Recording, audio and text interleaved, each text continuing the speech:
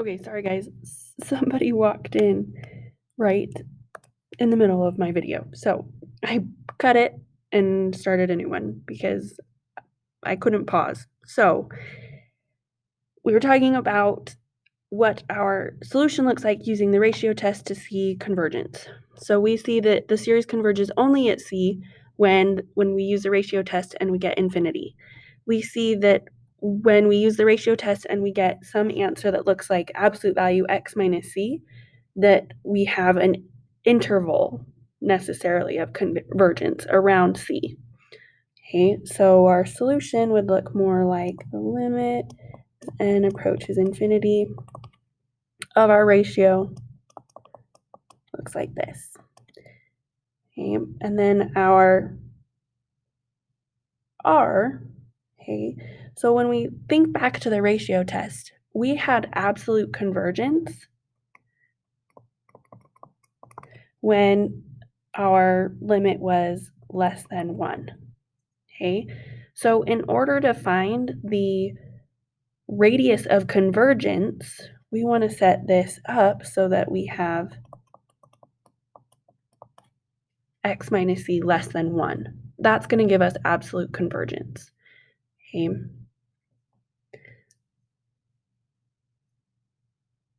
And so our r would be 1. Okay. The third solution, the series converges absolutely for all x. What we're going to see here is when we use the ratio test, the limit as n approaches infinity is going to equal 0. Okay, which we included in our ratio test under absolute convergence. Okay, so it's still fulfilling our ratio test conditions, right? We are still getting absolute convergence because that is less than 1. But now in terms of a power series, that's going to tell us that this converges absolutely for all x. Okay. So let's do an example. Let's do several examples where we're finding just the radius of convergence, not the interval of convergence. Okay, so we're just looking for that r value. So we're going to be using the ratio test. So for this A example, use the ratio test. We're going to do the limit as n approaches infinity. Remember, we do absolute value of our a sub n plus 1. So we plug n plus 1 in. N plus 1 factorial x to the n plus 1 over a sub n. So n factorial x to the n, which we know how to simplify our factorials, right? N plus 1 factorial is n plus 1 times n factorial. So that will get rid of the n factorial in the denominator. And then we have our x to the n plus 1 is really x times x to the n. So all I'm left with here is the limit as n approaches infinity of n plus 1 times x, which is infinity times x. No matter what x is, this is infinity. So that is our first statement from our table up above. Okay, so our series diverges.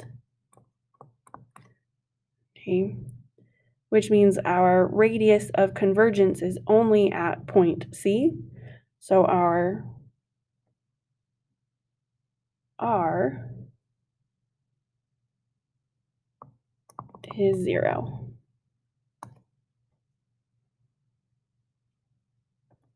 Okay. Let's look at B. Ratio test again.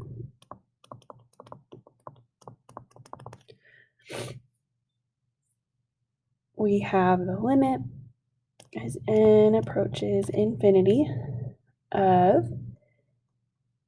absolute value 3 times x minus 2 to the n plus 1 over 3 times x minus 2 to the n,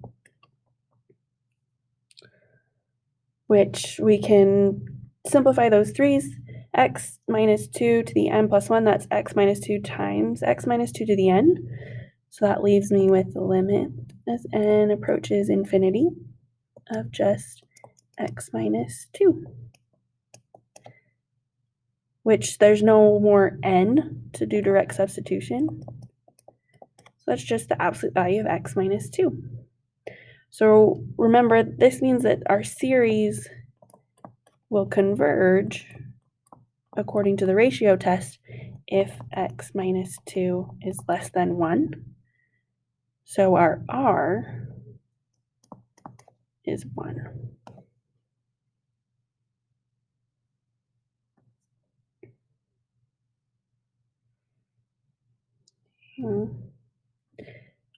And now for C, ratio test again, the limit as n approaches infinity, absolute value negative 1 to the n plus 1, x to the 2n plus 1 plus 1 over 2n plus 1 factorial all over our negative 1 to the n, x to the 2n plus 1 over n plus 1 factorial. Do some flipping, multiplying. Our negative 1 to the n and negative 1 to the n plus 1 pretty much are going to go away because it's absolute value. So whether or not it's positive or negative isn't going to matter in the end. Okay, so then I have x to the 2n plus 3. Let's rewrite a little bit here. We can get rid of those. Have x to the 2n plus 3 now over 2n plus 3 factorial times, flip and multiply, we have 2n plus 1 factorial over x to the 2n plus 1. Okay, those factorials, we can simplify. 2n plus 3 is 2n plus 3 times 2n plus 2 times 2n plus 1 factorial. And then we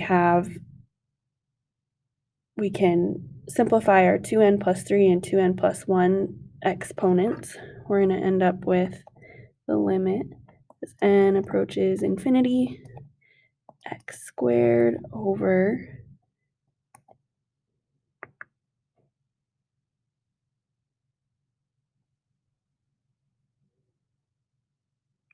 2n plus 3 times 2n plus 2 .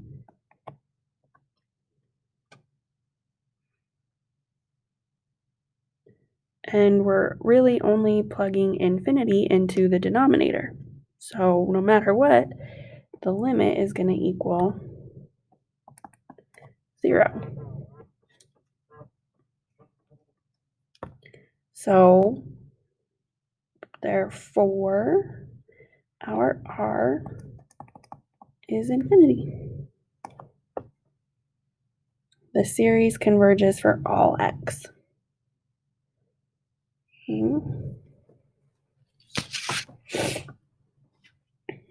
Awesome. Moving along here. Now let's find interval of convergence. So before we were just finding the radius of convergence. Now let's look at the interval. When we do the interval of convergence, the radius of convergence helps us find the interval of convergence, but it doesn't tell us about the endpoints of our interval. So we're going to have to find that capital R value and then test the endpoints as well. Okay. So we're going to have, for example A, first we've still got to use that ratio test. So the limit as n approaches infinity, absolute value 1 over, or actually, sorry, I'm going to rewrite it. All right, just x to the n plus 1 over square root n plus 1. And then instead of dividing by a fraction, I'm going to flip and multiply already. Square root n over x to the n. You switch some stuff around.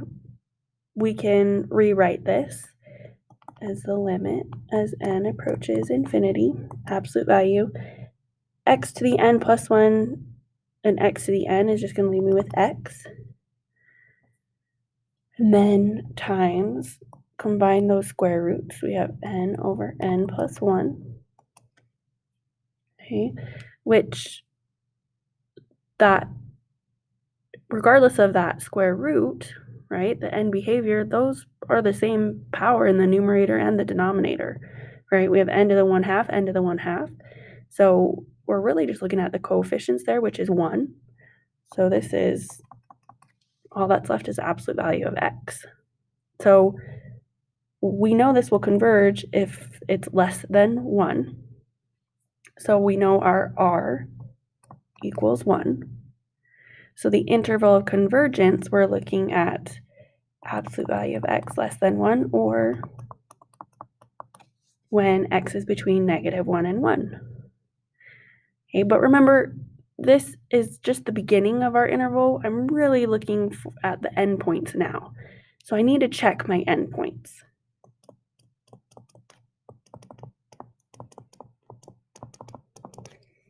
Okay, so I need to check -1 and 1.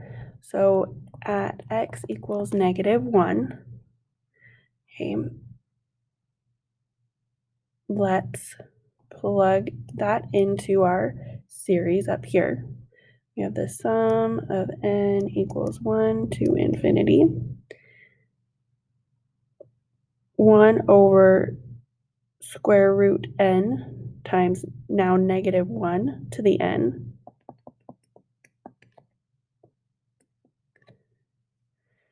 okay, which is an alternating series.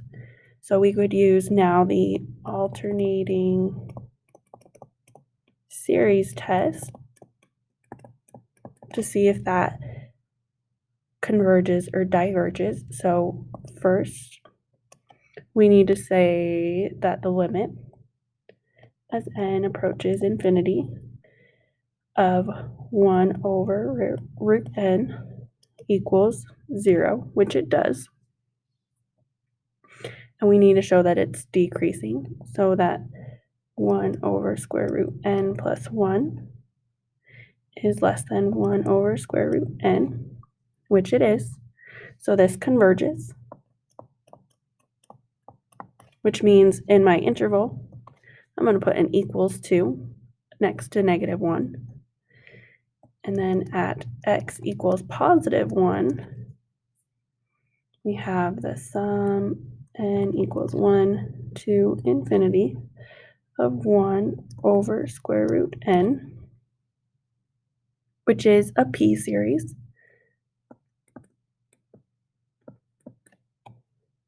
So p is 1/2, which is less than 1. So this diverges. So I do not put equals next to my 1. So my interval of convergence is -1 less than or equal to x less than 1. Okay. Awesome.